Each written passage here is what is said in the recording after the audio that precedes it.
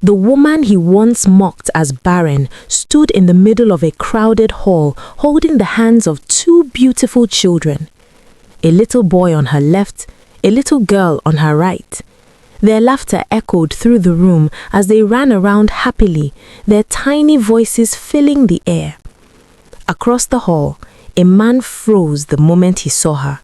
His chest tightened, his eyes widened in disbelief. 9 years ago, he had pushed this same woman out of his house and shut the gate behind her.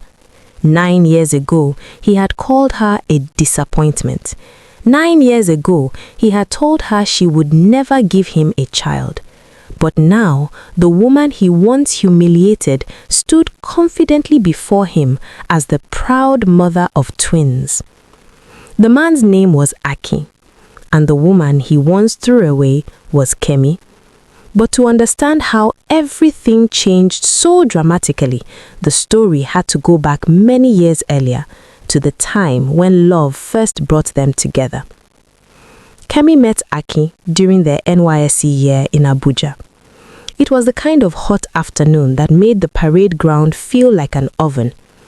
Hundreds of corps members were scattered around the camp, some lining up for registration, while others tried to find shade under the few trees that stood around the field. Kemi stood quietly in one of the long queues. Even in the plain NYSC uniform, she had a natural beauty that people easily noticed. Her skin glowed softly under the sun, her eyes were calm and expressive, and there was something gentle about her presence that made people feel comfortable around her. Behind her stood a tall young man. He adjusted his khaki cap and cleared his throat slightly. "Excuse me," he said politely, "is this the registration line?" Kemi turned. For a moment, she noticed how confident he looked. He had the kind of smile that appeared easily, and his voice carried warmth. "Yes," she replied with a soft smile, "you are in the right place." The young man grinned. "Good. I was beginning to think I had been standing in the wrong place for 20 minutes. Kemi laughed lightly.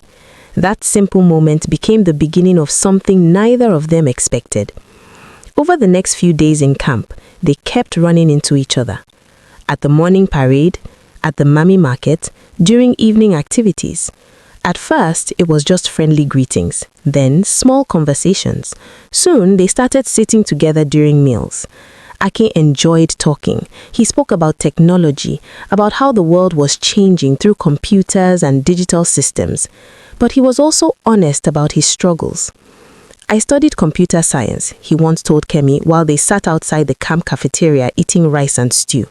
"But honestly, things are not easy. Jobs are scarce, and I'm still trying to figure things out." Kemi listened quietly. She admired how honest he was about his situation. Many people pretended to have everything figured out, but Akin didn't. He simply said the truth.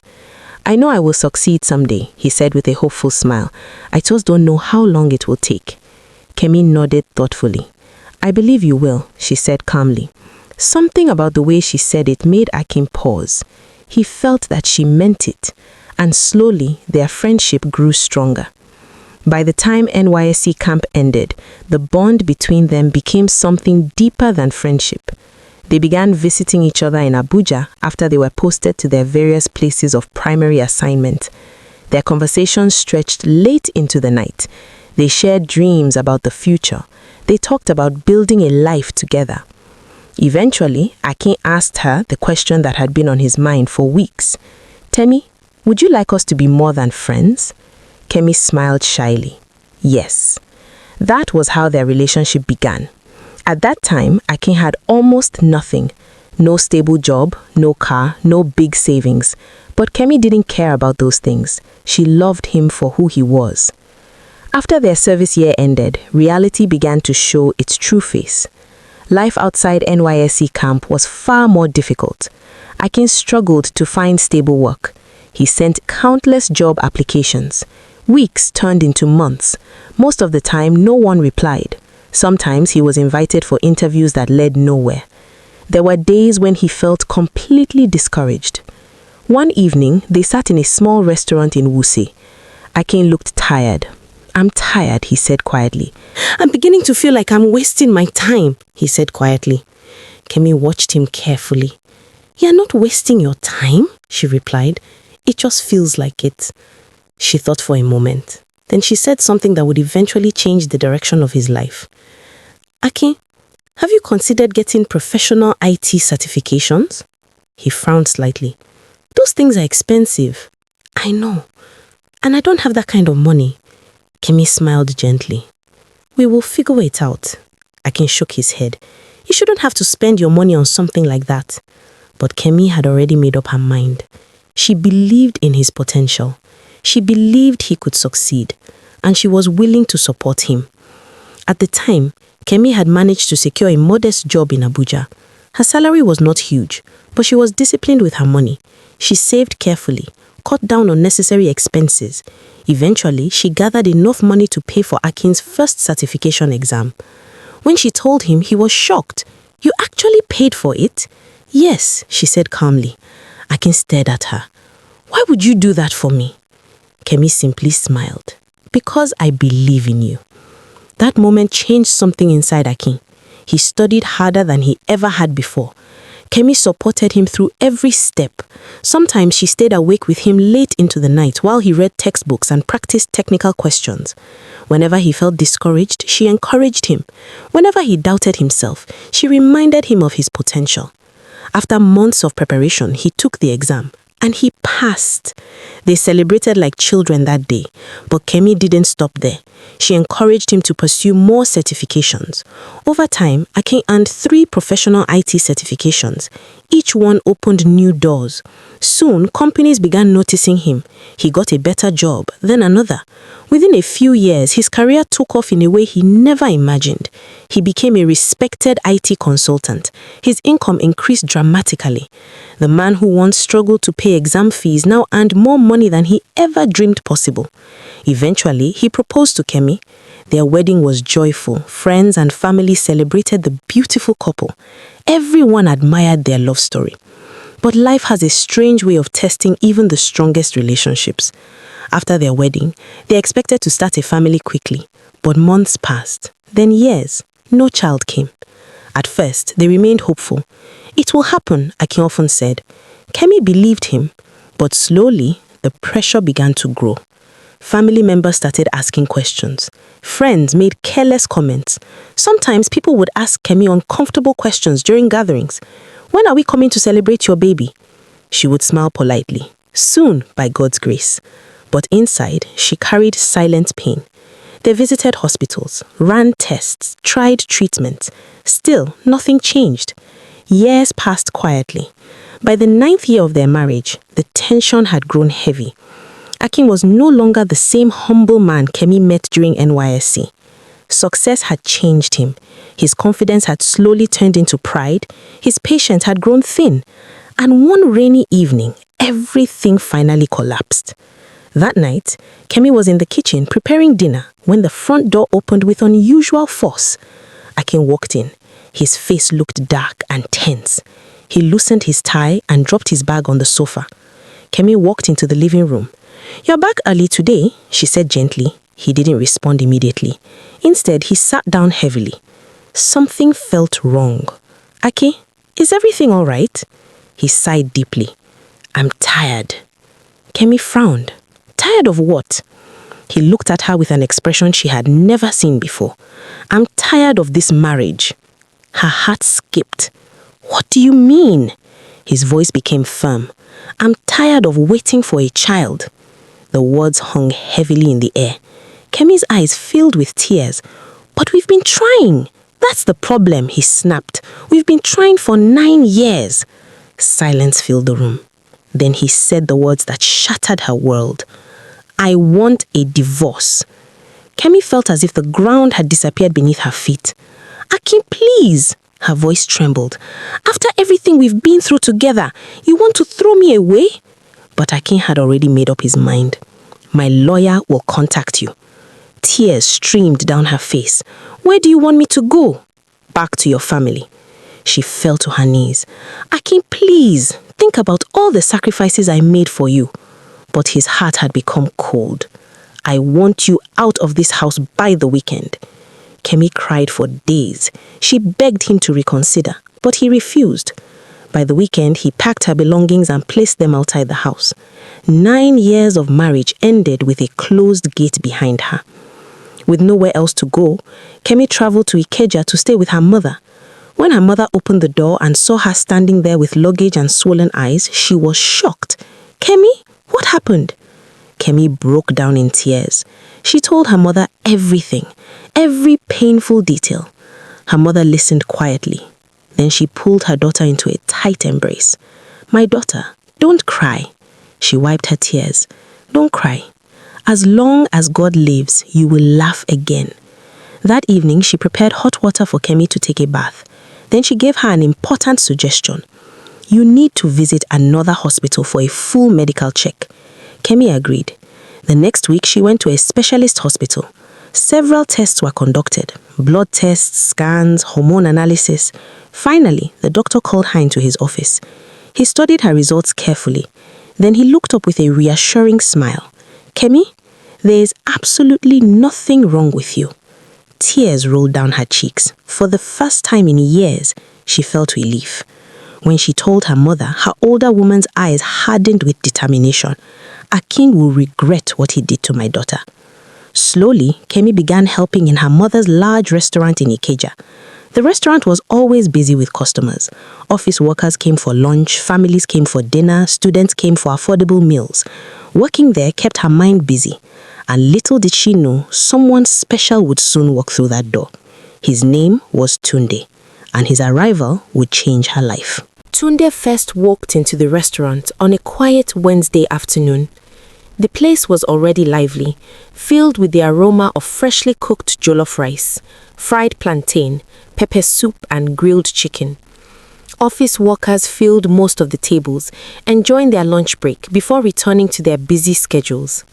Kemi moved between the tables with ease, greeting customers warmly and making sure everyone was comfortable. Working at the restaurant had slowly become part of her healing. When she first arrived months earlier, she barely spoke to anyone. Her heart was still heavy from the painful end of her marriage. But her mother's constant encouragement and the busy environment of the restaurant helped her regain strength. Day by day, she began to smile again.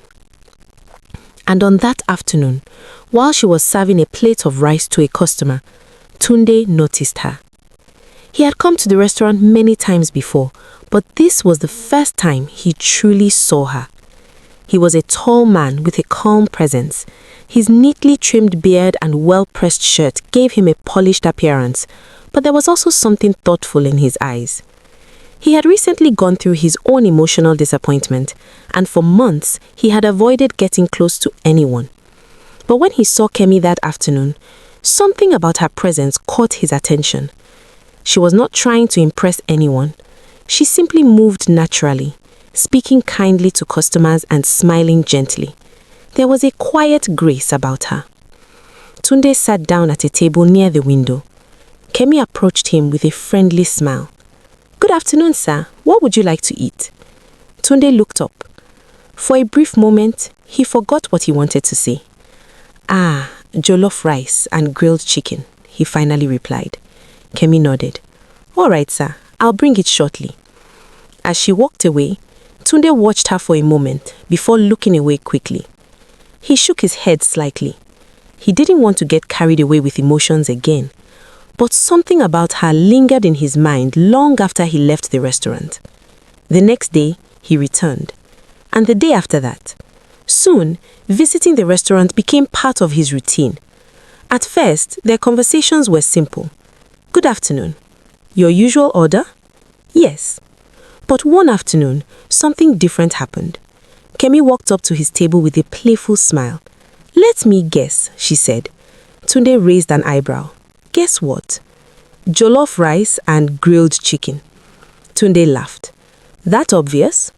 You've ordered the same thing 5 times in a row." He chuckled. "Looks like you've been paying attention." "Of course," she replied lightly. "We take good care of our regular customers." That short conversation broke the ice between them. From that day forward, they began talking more whenever he visited.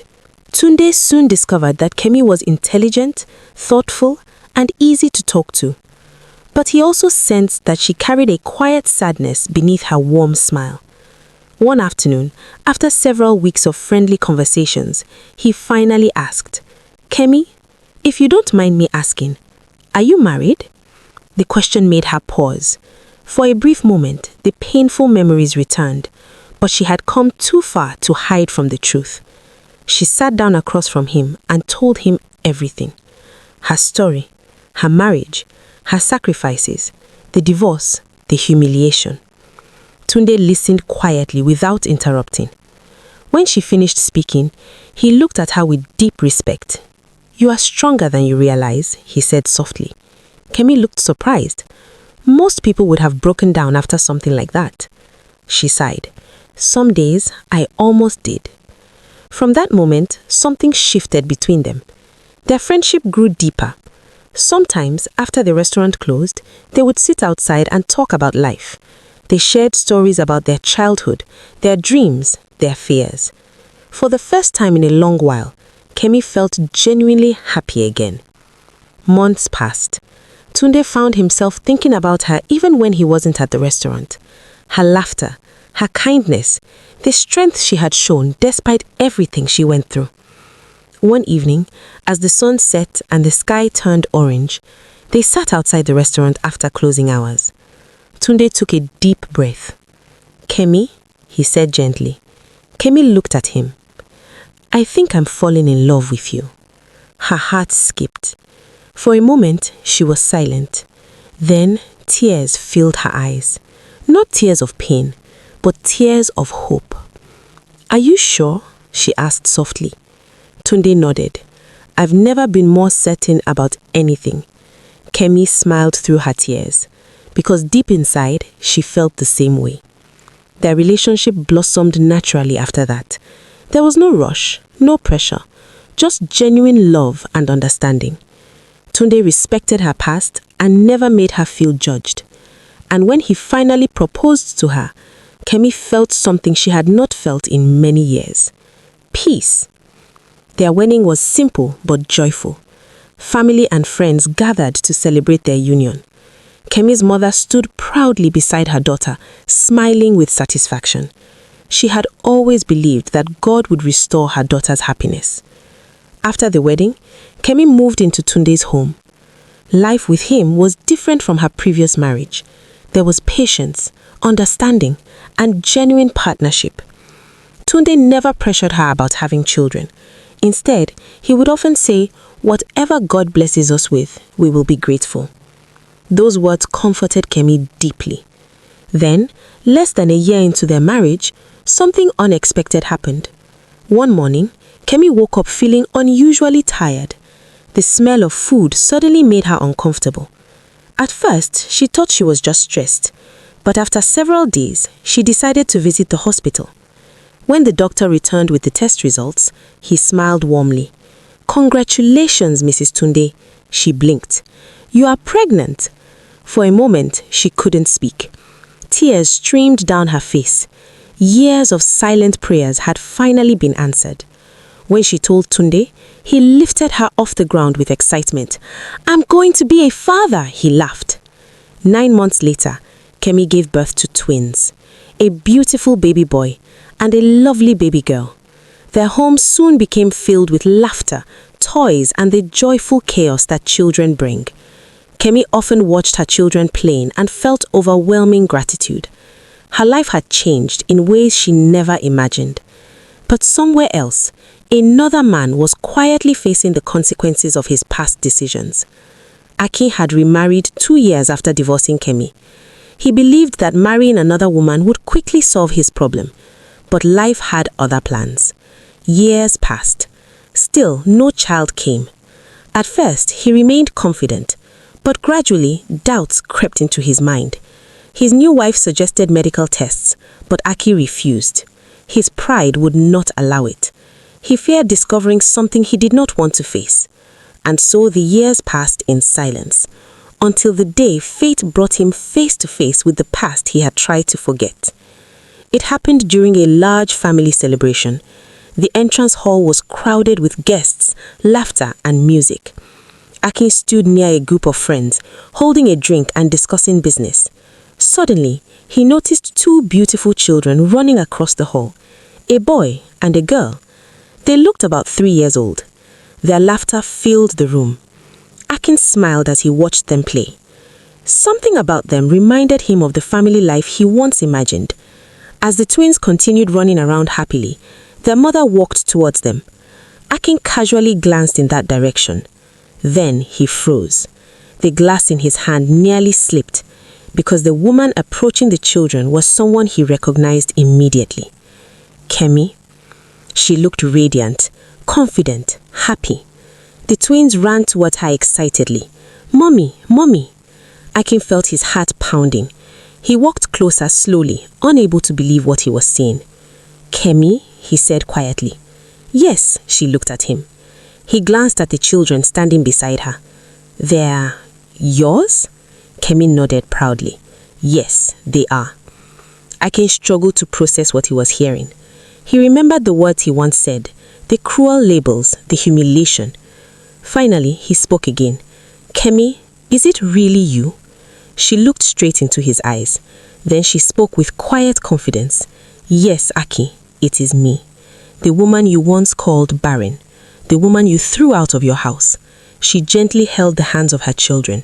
"But today, I am the proud mother of these beautiful children." Her voice remained calm, but her words carried strength. "God did not fail me." Akin felt a deep ache in his chest. For the first time, he truly understood the weight of what he had lost. He had abandoned the woman who loved him sincerely, the woman who supported him when he had nothing. Now she stood before him as living proof that life had moved on without him, and the family he once dreamed of now belonged to someone else. Kemi smiled politely, then turned to walk away with her children. Akin stood there silently, watching them disappear into the crowd. The laughter of the twins echoed in his ears long after they were gone, and in that moment, he realized something that would haunt him for the rest of his life. Sometimes, the people we throw away become the greatest blessings we were meant to keep. The moral of this story is simple. Never look down on someone who stood beside you during your struggles. Never judge a person's worth based on circumstances you do not fully understand. And never allow pride to destroy the love that once helped you grow. Because life has a way of revealing the truth, sooner or later. If this story touched your heart, don't keep it to yourself. Like this video. Share it with someone who needs to hear this message. Leave a comment and tell us what you think about Kemi's journey. And don't forget to subscribe for more powerful African stories.